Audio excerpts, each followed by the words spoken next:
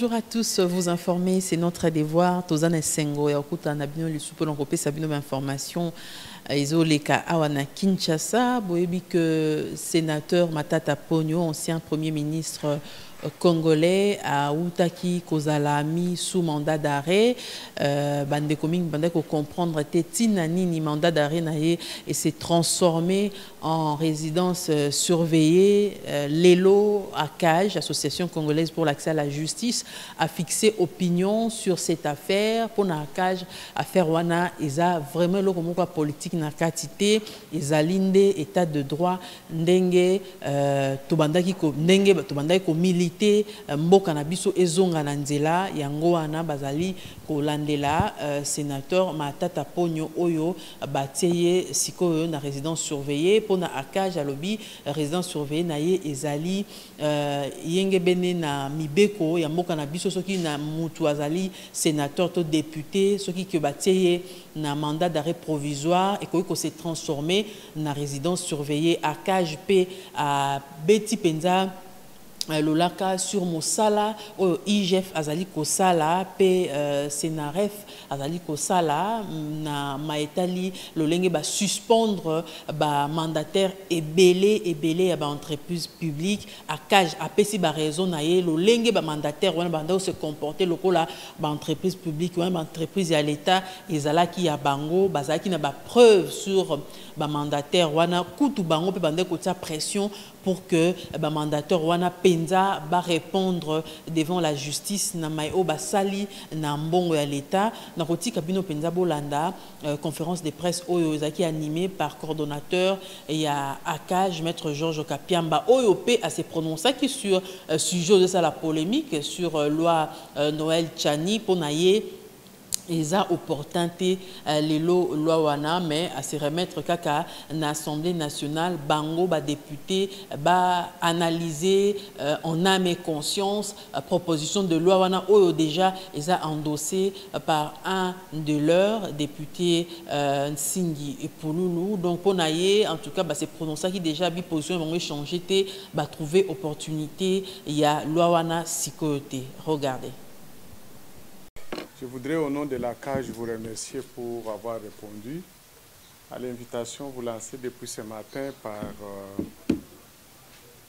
la CAJ afin de vous communiquer la position de la CAJ au sujet de la suspension de certains mandataires publics, de l'arrestation du sénateur Matata Ponyo ainsi que de l'action de l'IGF, de la Senaref et de la justice telle que nous l'avons analysée depuis un certain temps.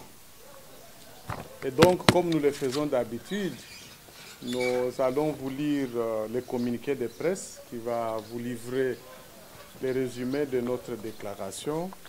Et après ça, en attendant qu'on vous distribue les exemplaires à chacun la copie pour vous permettre de faire un bon travail. Parce que nous avons constaté que chaque fois que nous vous donnons des copies, les reportages sont vraiment impeccables. Alors je vous lis ça. Communiqué de presse numéro 16/ACAJ/2021. Suspension des mandataires, arrestation du sénateur Matata Ponyo et l'action de l'IGF, la Senaref et la justice. Kinshasa, le 15 juillet 2021, l'Association congolaise pour l'accès à la justice, ACAJ en sigle, se félicite du début d'exécution de l'instruction du président de la République quant à la mise à l'écart des mandataires publics indexés par les enquêtes de gestion diligentées par l'Inspection générale des finances IGF en sigle, pour des faits de mauvaise gestion et de détournement présumés dans l'accomplissement de leur mandat public. Néanmoins, pour ne pas prêter les flancs à tous ceux qui seraient tentés d'invoquer une justice à deux vitesses, la CAJ recommande à tous les ministres sectoriels dont relèvent les mandataires publics mis en cause par les conclusions de l'IGF à les mettre rapidement hors d'état de nuire. La CAGE demande à ce que tous les gestionnaires concernés par les conclusions déjà disponibles de l'IGF soient déférés dans les meilleurs délais devant les juridictions judiciaires compétentes au fin de fixer l'opinion sur les tenants et aboutissants des griefs retenus à leur charge. Il s'agit en l'occurrence, et sans limitation, des dossiers relatifs à la gestion des fonds Covid-19, de l'utilisation de 73 millions de dollars affectés à la réhabilitation de la voirie de la ville-province de Kinshasa, de l'affectation des recettes des GOPAS, etc. La CAGE félicite l'IGF pour le travail qu'elle a abattu et continue à abattre dans le but de protéger les finances publiques contre la prédation. Elle demande à la population de soutenir l'action de ses dirigeants. La CAGE félicite la cellule nationale de renseignement financier, SENAREF en sigle, pour avoir permis au Trésor public d'encaisser la somme de 5 106 420 dollars au titre d'amende transactionnelle infligée à certaines personnes physiques et morales pour transfert illicite des fonds, blanchiment des capitaux, défaut de vigilance, retrait ou dépôt en espèces de plus de 10 000 dollars sans justification pour la période allant de juillet 2020 à juillet 2021. La CAGE demande à la population congolaise de soutenir l'action des dirigeants de la SENAREF. La CAGE salue le début de l'instruction judiciaire du dossier Zarianisation et la mise sous mandat d'arrêt provisoire, transformée par la suite en résidence surveillée, de l'ancien Premier ministre Augustin Matata Ponyo par le procureur général près la Cour constitutionnelle. Cette interpellation démontre que les signaux de la bonne gouvernance s'orientent dans la bonne direction. Maintenus, les 10 signaux pourraient contribuer à mettre fin au bris de confiance existant entre les citoyens et son appareil judiciaire. La CAGE rappelle que, conformément à la Constitution de la République démocratique du Congo, tous les Congolais sont égaux devant la loi. Ce faisant, tous les gestionnaires passés, actuels et ceux qui aspirent à le devenir doivent savoir que l'exercice des mandats publics, quel qu'il soit, expose inéluctablement son détenteur à l'obligation de redevabilité qu'il ne faudrait pas, le moment venu, confondre avec un quelconque acharnement et ou élimination de certains acteurs politiques. Tous les ministres, mandataires publics et agents de l'État sont donc astreints au respect des lois et règlements ainsi que les codes d'éthique de l'agent public de l'État. La CAGE saisit cette opportunité pour demander, 1. au président de la République et au Premier ministre de veiller à la nécessité de conformer les prochaines nominations des mandataires publics aux critères de compétences et de moralité avérés des candidats. Aussi, d'instruire les membres du gouvernement de s'abstenir de solliciter ou de recevoir des établissements et entreprises sous leur tutelle des sommes d'argent dénommées généralement frais de rétrocession. 2. Au gouvernement de régler une fois pour toutes, par un décret du Premier ministre adopté en Conseil des ministres, les rémunérations et ou avantages sociaux des mandataires actifs et non actifs, ainsi que pour les censeurs et membres du personnel des conseils d'administration. 3. À l'IGF, de publier les conclusions des contrôles de gestion de tous les établissements et entreprises publiques. 4. À la CNRF, de continuer à traquer toutes les personnes physiques et morales qui se livreraient aux actes de blanchiment de capitaux, financement du terrorisme, et d'installer des agences et ou des bureaux provinciaux dans les meilleurs délais. 5. Au procureur général près la Cour de cassation, ainsi que les procureurs généraux près les cours d'appel, de clôturer l'instruction de tous les dossiers leur référés par l'IGF, la CNRF et les inspecteurs judiciaires et de saisir éventuellement les juridictions compétentes. 6. Que les décisions de saisie ou confiscation de produits de corruption, détournement ou blanchiment d'argent soient effectivement recouvrées au profit du trésor public. 7. Que les magistrats et agents judiciaires qui n'agissent pas avec loyauté envers l'État soient relevés de leurs fonctions pour impénitence. En guise de conclusion, en guise de contribution à la lutte contre la délinquance financière, la CAJ recommande la mise en place d'une haute autorité pour la transparence de la vie publique. Celle-ci pourrait être une institution indépendante, chargée en coopération avec la société civile de promouvoir la probité et l'exemplarité des responsables publics, de contrôler la déontologie des responsables et agents publics et, in fine, de diffuser une culture de l'intégrité. À travers un tel mécanisme, une veille du train de vie responsable, des responsables politiques, serait possible et permettrait de faire régulièrement rapport sur des soupçons d'enrichissement illicite. J'ai dit et je vous remercie. Je ne sais pas, avant-dernier paragraphe, une institution indépendante pour veiller tout ça. Est-ce que ça ne sera pas une institution de trop parce que nous avons le président de la République? Nous avons déjà une autre. Oui, la lutte contre la corruption et tout. Est-ce que cette institution ne peut pas jouer en même temps ce que vous proposez à cette nouvelle institution? Et une deuxième question d'actualité sur la loi proposée par Noël Tchani, endossée par le député Singhi Kouloulou. Est-ce que c'est opportun aujourd'hui d'amener cette loi à l'Assemblée nationale? Merci.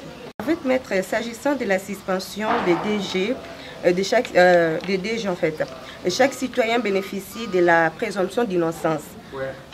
À l'absence de la preuve avérée de la faute, la suspension n'est-elle pas une suspension active? Et par ailleurs, comment assurer la poursuite de l'activité de l'établissement public? C'est la première question. La deuxième, Matata Pogno, placé sous mandat d'arrêt provisoire. Il est assigné à résidence et non dans un centre pénitentiaire. Comment expliquez-vous cela? Et des précisions. Les entreprises publiques visent à générer des revenus. Ouais. Et déjà, avec ces suspensions, l'on voit dans certaines entreprises les manifestations des agents de ces entreprises. Est-ce qu'avec la multiplicité de ces suspensions, ça ne pouvait pas créer, donc entraver l'élan de ces réformes, en même temps de générer les recettes dont l'État en a beaucoup plus besoin? Donc, je vais répondre à cette question. Je crois que ça englobe l'ensemble de la situation. Même si je constate qu'il n'y a pas eu de questions en rapport avec les fonds de notre communication, d'autant plus que nous avons livré quand même une information importante, personne ne savait, c'est que la SENAREF a pu rapporter ou a fait rapporter au Trésor public. Ça doit être quand même un motif de fierté pour voir cette institution qui, depuis sa création, depuis 2005, n'avait jamais permis au Trésor public de réaliser ne fût-ce qu'une petite entrée en termes de recettes. Et donc, selon le travail que nous faisons, vous savez, nous faisons le monitoring et les éléments probants auxquels nous avons eu accès établissent que de juillet 2020 à juillet 2021, SENAREF a permis de faire gagner au Trésor public la somme de 5 106 045 $. C'est déjà un bon départ. Mais nous savons que cette somme ne reflète pas le volume de la criminalité financière en termes de blanchiment des capitaux et les soupçons des transferts illicites qui s'opèrent dans notre pays, c'est-à-dire de notre pays vers l'étranger. Si nous entendons tout le temps que la Banque centrale n'a pas assez de devises pour couvrir les importations, c'est parce que tout le temps ces importations sont couvertes par les devises qui sont mises à la disposition des importateurs, et s'il n'y a pas de rentrée par la suite, donc la banque ou les banques seront en difficulté de les faire. Mais lorsque ça s'est fait frauduleusement, parce que lorsque vous les faites par la souscription d'une licence d'importation, on vous oblige de ramener la quantité de la marchandise correspondante à la somme pour laquelle vous avez bénéficié des devises, de manière à faire compenser au moins cette sortie, parce qu'en revendant, vous allez permettre d'équilibrer la balance de paiement. Mais quand ça part pour des bons, comme on a vu, et ça se fait régulièrement, c'est les pays qui perdent et le cadre macroéconomique subit des chocs. Donc aujourd'hui, la SENAREF permet de combattre ces comportements de ces personnes physiques et morales, mais aussi parce que c'est des rapports ultra confidentiels. Nous ne pouvons pas vous livrer les noms des personnes physiques ou morales qui ont été sanctionnées, parce que parmi ces personnes, il y a des banques.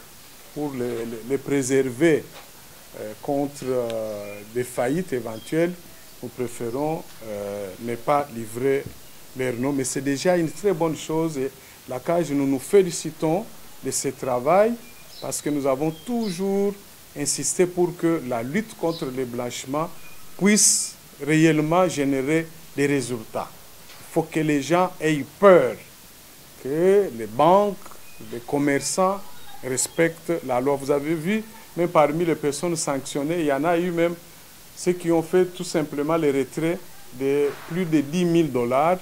On les a sanctionnés. C'est aussi un message pour tout le monde de savoir qu'il faut veiller, il faut respecter cette législation, parce que si vous le faites, que la SENAREF tombe sur vous, vous serez sanctionné et vous serez obligé de payer les amendes. Et les amendes, c'est le double. Donc, c'est 3 fois les montants. Même 4, ça peut aller jusqu'à même à 100%, 200%. Ça dépend. Et si vous ne payez pas, bon, on va vous poursuivre. Un jour, vous allez aller à Makala. En attendant qu'on construise une autre prison, parce que nous sentons que de plus en plus, on aura besoin d'espace. Alors, pourquoi avoir proposé ces mécanismes que nous avons suggéré la Haute Autorité pour la transparence de la vie publique? Madame dit, mais il existe déjà d'autres mécanismes comme l'APLC, c'est ça. D'ailleurs, d'abord, la différence avec l'APLC, bon, qui est notre partenaire, c'est que l'APLC est un service spécialisé de la présidence de la République.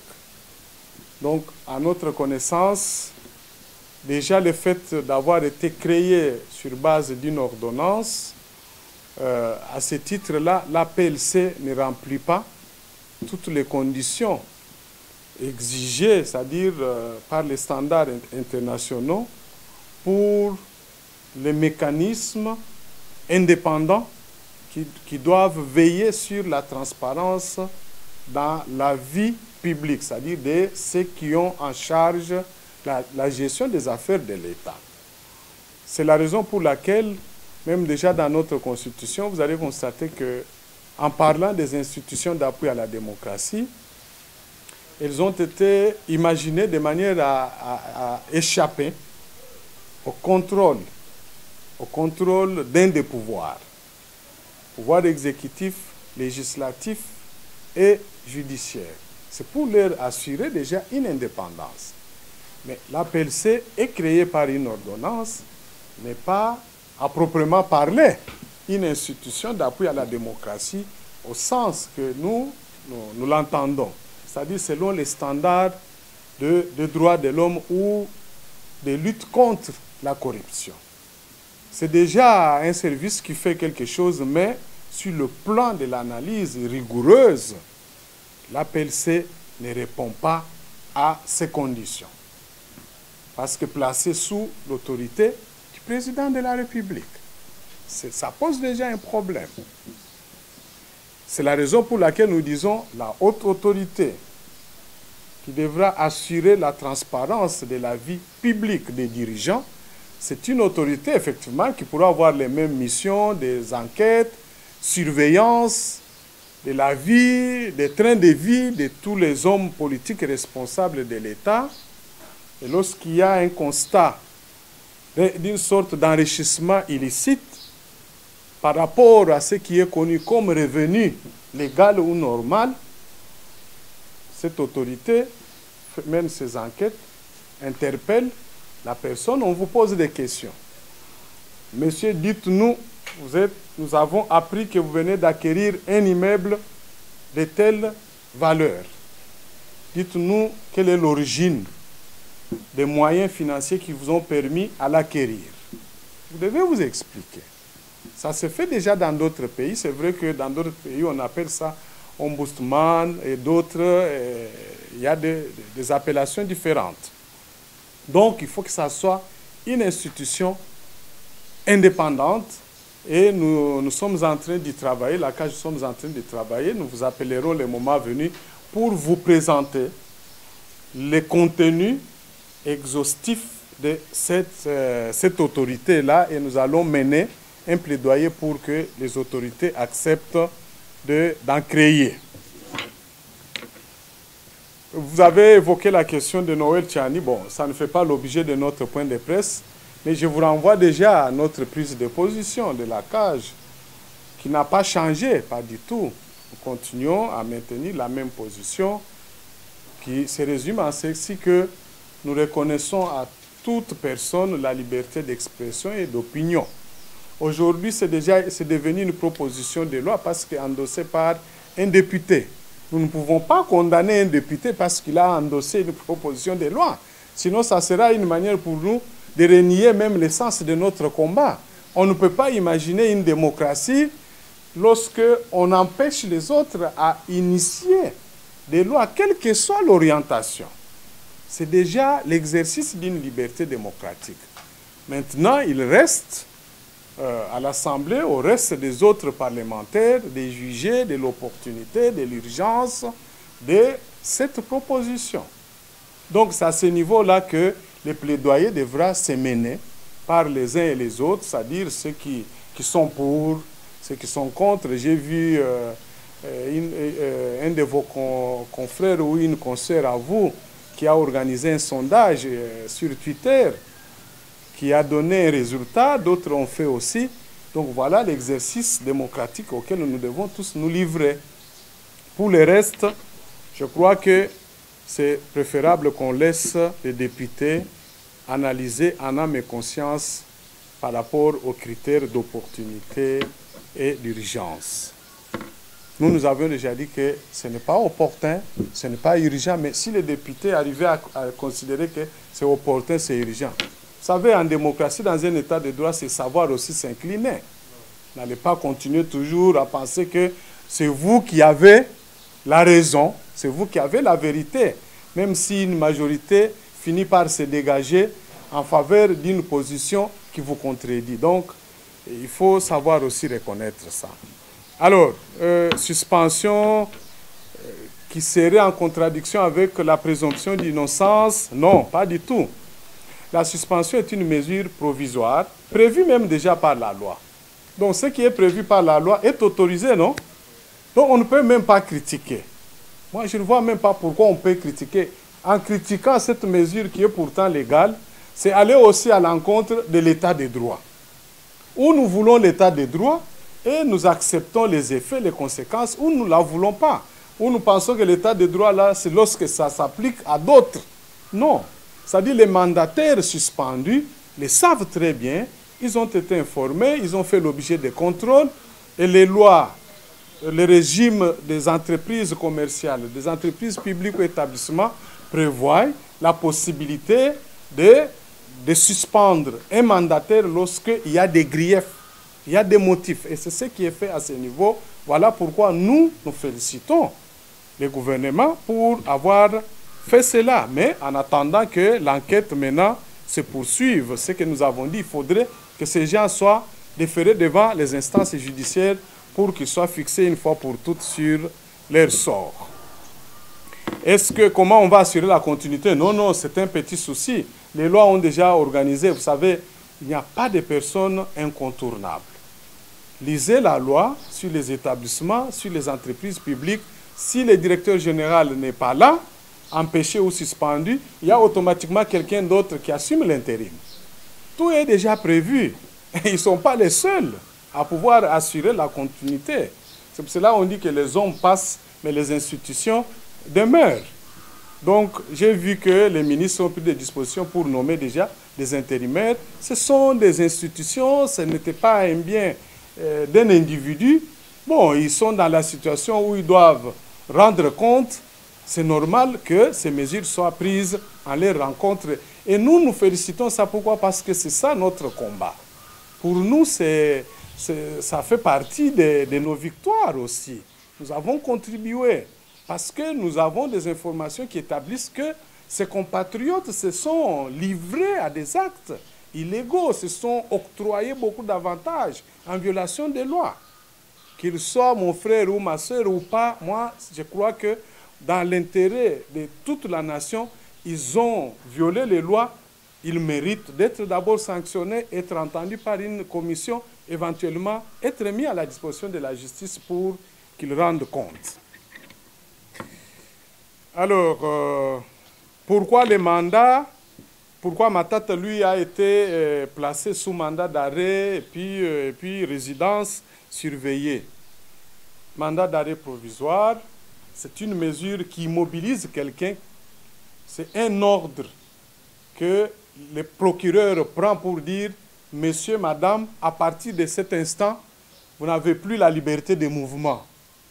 Donc, vous êtes immobilisé, vous restez sous ma surveillance. » C'est ça, l'arrestation, c'est ce que ça veut dire. On vous arrête, vous ne pouvez même plus aller, même pas quitter un petit centimètre pour voir qui que ce soit. Maintenant, il s'applique d'autres règles qui veulent que pour des personnes qui sont justiciables, notamment de la Cour de cassation, c'est-à-dire des sénateurs ou tous les autres, on doit muer, c'est-à-dire transformer la détention, leur détention, en une résidence surveillée. Si vous vous rappelez, pour ceux qui participaient à nos points de presse, vous vous rappelez que dans les dossiers d'Yomi Ndonga, nous avons eu à reprocher plusieurs fois l'ancien procureur général de la République, Kabange Numbi, qui à l'époque, lorsqu'il avait fait arrêter Yomi Ndonga, il avait refusé de le placer en résidence surveillée alors que c'était son droit, étant donné qu'il était arrêté en tant que député. On a ordonné sa mise en détention préventive, mais la Cour suprême avait dit, parce qu'il est député, justiciable de la Cour suprême ou de cassation, il doit être, au lieu d'être envoyé en prison, il doit être placé en résidence surveillée. Mais lui avait refusé. Là, c'était totalement politisé et vous avez compris. Mais c'est ça l'état de droit, parce que ce sont des règles, c'est les droits aussi reconnus aux personnes qui sont justiciables de ces juridictions-là. Manifestation au sein de certaines entreprises, non, vous savez, nous savons comment ça fonctionne. L'instrumentalisation, à souhait. Vous êtes mandataire, c'est-à-dire c'est l'État qui vous mandate, qui vous donne ses pouvoirs. L'État vous dit, vous, madame, monsieur, je vous mets à la tête de cette entreprise pour assurer la gestion. On vous dit au même moment, voilà les règles que vous devez respecter. Mais dans les mêmes lois-là, on vous dit, si vous ne respectez pas ces règles, vous pouvez encourir la sanction comme la révocation. Mais quand vous arrivez là-bas, vous commencez à vous comporter comme propriétaire de l'entreprise. Mais écoutez, on vous met de côté, on vous applique la loi. Mais parce que vous avez déjà nommé beaucoup de membres de la famille, biologique, politique, des amis, vous les instrumentalisez en disant, vous n'allez plus au travail, faites des bruits pour que je puisse revenir, parce que si moi je pars, vous aussi vous perdez le travail. C'est ce qui se passe. Mais ils vont finir par reprendre le travail. Vous savez, on n'affronte pas l'État. Ces sœurs-là, ceux qui ont des sœurs et des frères qui veulent se laisser entraîner dans ces mouvements, il faut les conseiller qu'ils aillent au travail. Parce qu'ils vont perdre le travail. Et nous, à la cage, ceux qui viendront pour dire non, licenciement abusif, nous leur dirons, vous avez violé la loi, vous subissez, vous méritez cette sanction. Ce n'est pas parce qu'on l'a suspendu que vous allez dire non, il doit être... Mais c'est l'État propriétaire de cette entreprise qui dit, moi, je n'ai plus confiance dans tel monsieur, dans telle madame, c'est fini, je mets quelqu'un d'autre. Vous déniez même ces droits-là aux propriétaires. C'est un non-sens. Donc, il faut que les Congolais comprennent ce que c'est l'état des droits. Parce que ce qu'ils font là, c'est du fanatisme, tout simplement. Où est la raison? Où est les droits là-dedans? L'état des droits, c'est se soumettre aux lois. Quelle est la loi qui autoriserait à un agent d'une entreprise d'aller en grève parce que son PDG ou son directeur, son PCA, a été suspendu sur l'ordre du gouvernement? Mais c'est de la rébellion. Ceux-là doivent être aussi sanctionnés. Il doit être pointé qu'ils se sont absentés. S'ils totalisent 3 jours, ils sont déclarés déserteurs et puis renvoyés, c'est tout. Mais nous ne voulons pas ça. Je crois que nous les appelons à reprendre le travail, à au moins se séparer ou se désolidariser des gens qui sont poursuivis parce que c'est une responsabilité individuelle. Alors, l'IGF peut-elle enquêter sur Kingakati? J'ai dit non. Pour quelles raisons? Pour quelles raisons l'IGF pourra-t-elle aller enquêter là-bas? L'IGF n'enquête que là où il y a l'argent de l'État, les finances de l'État. C'est-à-dire, dans une entreprise, un établissement, un projet dans lequel l'État a mis son argent, où l'État est en participation. À ce moment-là, l'IGF veut s'assurer que l'argent là de l'État n'est pas détourné. Mais Kingakati, c'est un bien privé. Par contre, une enquête qui peut être menée légalement, c'est celle du parquet général près la Cour constitutionnelle. Pourquoi? Parce qu'au terme de la Constitution, tout ancien chef de l'État ou ancien membre du gouvernement a l'obligation, à l'entrée, comme à la fin de ses fonctions, de déclarer son patrimoine. Quand vous faites ça, vous appelez monsieur l'ancien président ou président honoraire. Là, ce n'est pas l'IGF, hein? C'est le parquet général près la Cour constitutionnelle. Dites-nous, vous avez acquis X, Y bien. Votre rémunération et émolument, c'était comme ça. Comment vous pouvez justifier ça? Si on constate qu'il y en a eu plus, il a commis l'enrichissement illicite, à ce moment-là, on va le poursuivre. Donc, l'IGF n'a rien à aller regarder dans cette affaire de Kingakati. J'ai vu dans les réseaux sociaux qu'il y a des gens qui ont fait des appels à ça. Bon, c'est à eux de les justifier juridiquement, mais la CAJ, nous ne pouvons pas les soutenir parce que nous défendons, nous soutenons que des démarches légales. Hein? Que des démarches légales. Ce qui n'est pas fondé sur la loi, nous ne pouvons pas soutenir. l'IGF n'a pas publié tous les rapports Covid, non. L'IGF a publié les rapports sur Covid. Hein, notre compatriote qui a posé la question, il faut faire des recherches. L'IGF a publié sur Covid, nous savons tous, a fait même des points de presse. Le problème réside maintenant dans le fait que l'IGF a transmis ses conclusions à la justice. C'est le procureur général près la Cour de cassation qui a la responsabilité aujourd'hui de cette lenteur dans la clôture de ces dossiers.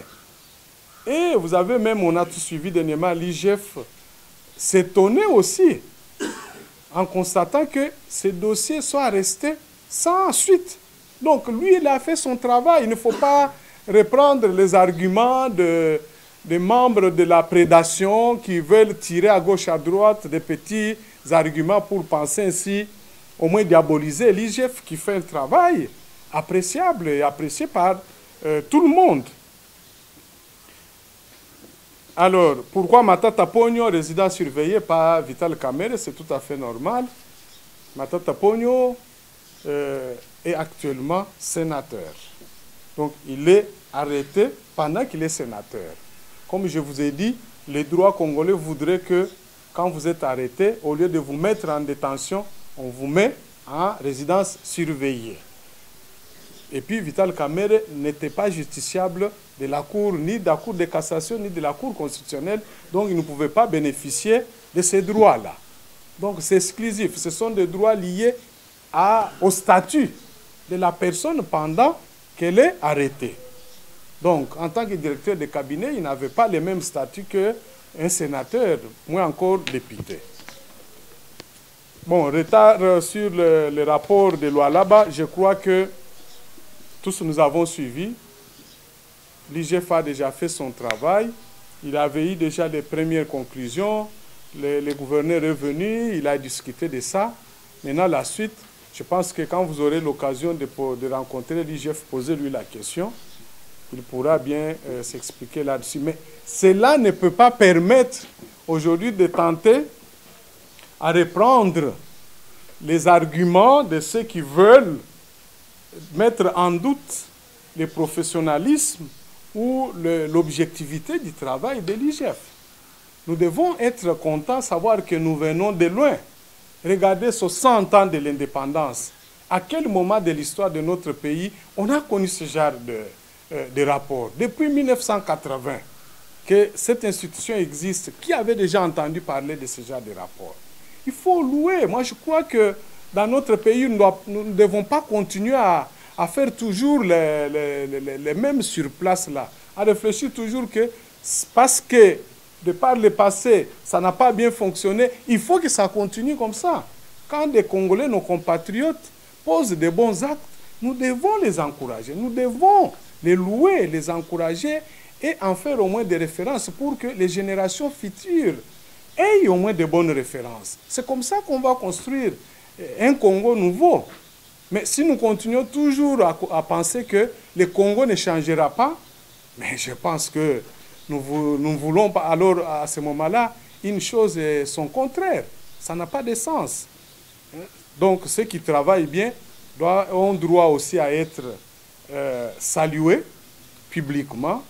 N'hésitez pas, contrairement à ce que les prédateurs, c'est-à-dire ceux qui avaient constitué la caisse de l'État, les biens de l'État comme leurs biens propres, ne peuvent pas être contents.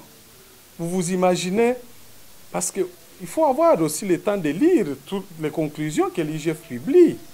Vous trouvez normal qu'un mandataire de l'État, alors que les avantages sont limitativement fixés par la loi, mais il s'octroie d'autres avantages qui ne sont pas prévus par la loi. Quand l'IGF découvre ça, on dit l'IGF exagère. Bon, soyons sérieux. Qu'est-ce que vous voulez? Vous voulez les changements ou pas? En tout cas, pour la CAJ, nous allons continuer à soutenir les Congolaises et les Congolais qui travaillent, qui vont dans la direction de faire avancer ces pays. Parce que nous sommes les seuls à pouvoir faire avancer ces pays. Il n'y a pas quelqu'un d'autre qui viendra le faire à nos lieux et places. Et les pays qui ont pu s'engager dans la même direction comme Botswana aujourd'hui. On parle du pays de la bonne gouvernance, où les étudiants sont assurés des paiements de XY. Les hommes et les femmes sont assurés d'avoir accès aux soins médicaux, sont passés par là. C'est un virage que nous devons tous accepter de négocier avec ce qui arrive. Mais si nous continuons tout le temps, on arrête quelqu'un, oh, c'est des règlements des comptes politiques, mais vous voulez finalement qu'on arrête qui? On arrête qui? Oh, on fait ça pour l'éliminer. J'entends ça. Moi, j'ai quand même des personnes responsables avec lesquelles on a toujours mené ce combat de la lutte contre l'impunité des crimes, notamment économiques, se permettent de ramener, rappeler ce genre de choses. Ça nous étonne finalement pour savoir qu'est-ce qu'ils cherchent. Tout ça, c'est quoi? Parce qu'ils se font aussi, ils se nourrissent aussi de cette activité de criminalité. Ces gens-là volent nuitamment, on leur donne, et puis publiquement, il faut les soutenir. Et comme ça que les citoyens lambda continuent à souffrir, qu'il n'y ait pas de moyens, qu'il n'y ait pas de soins médicaux, qu'il n'y ait pas de bonnes routes, ainsi de suite.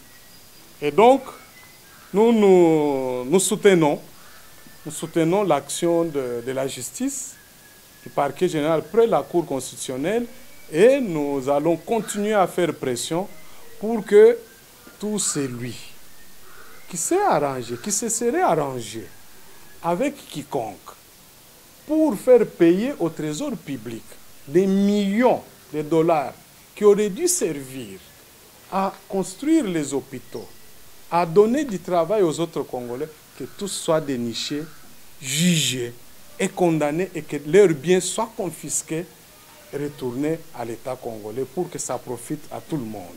Et donc, ce genre de personnes ne doivent pas compter sur la cage. Ça, c'est exclu. Ils peuvent être condamnés même à 20 ans. Nous allons toujours saluer ce genre de condamnation. Ce que nous savons, c'est que la CNRF, à son niveau, a fait payer les amendes.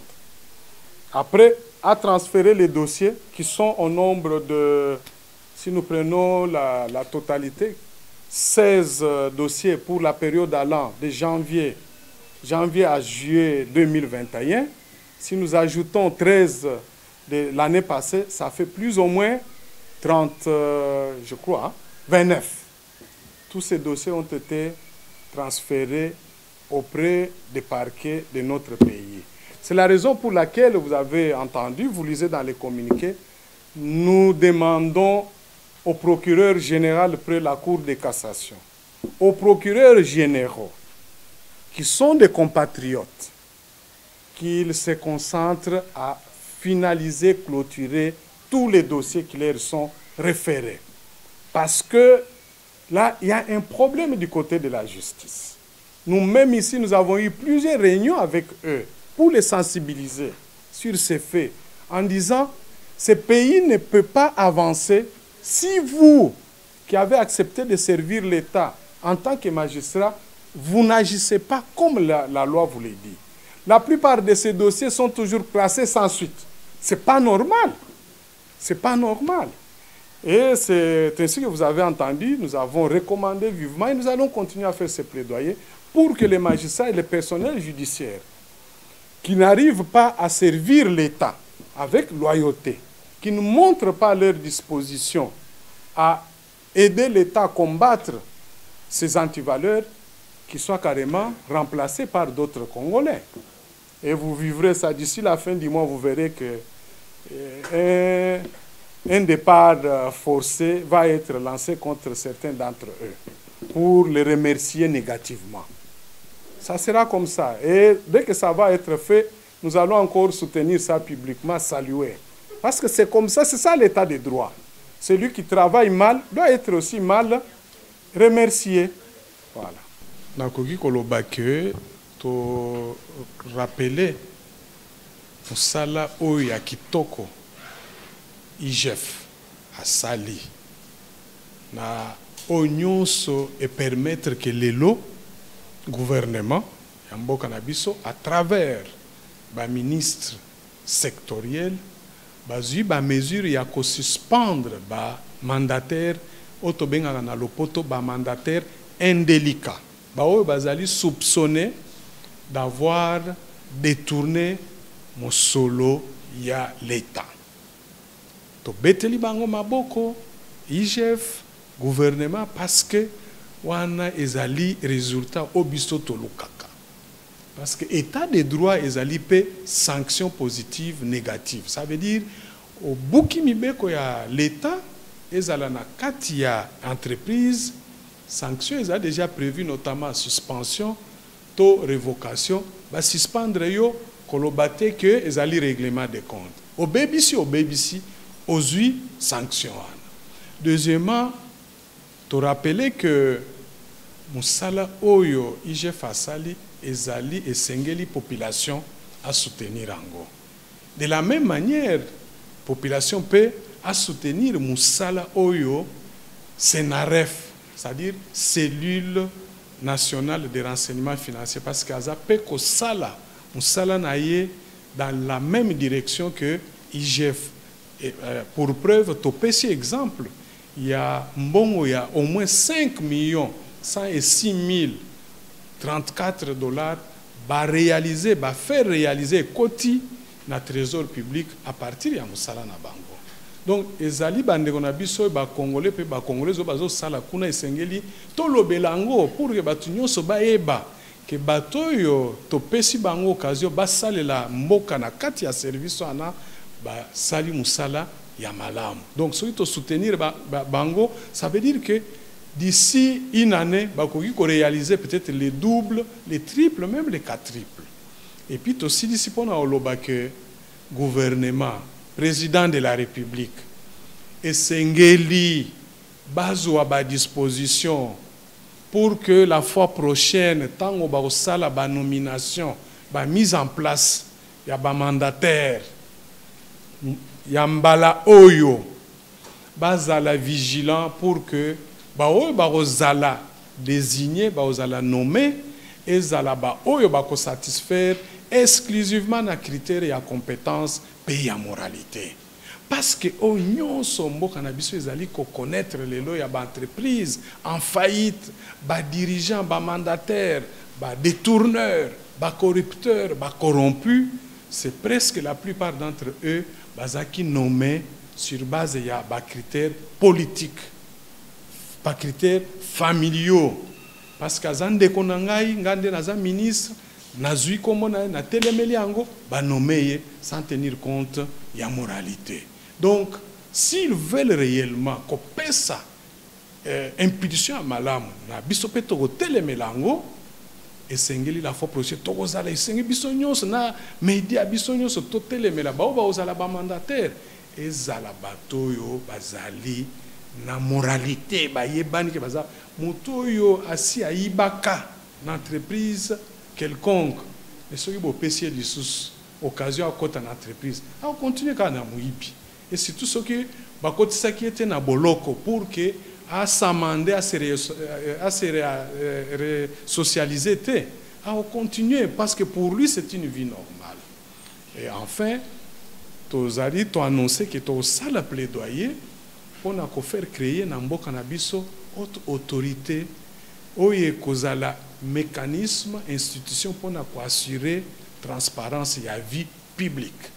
Moussala nangwe kozala ko banda ko surveiller train de vie ya bato ya bakonzi oba moni ke akomi na vie na ye weza koleka ba revenu na ye ba interpeller ye ba vérifier ye bisa no biso yo uti ko somba ndako boye voiture ya autant mais salaire na yo za $1000 o sombi voiture ya $10,000 mbongo ango e uti api soki ba constater que mbongo source ezali clarté ba tieye na maboko ya justice. Ce qui te commis à stade il y a un permettre mboka na biso ekende liboso tozwa ba bidie ya ba milliard rebelle mbongo na ndeko salisa siko peuple congolais. Merci. Merci.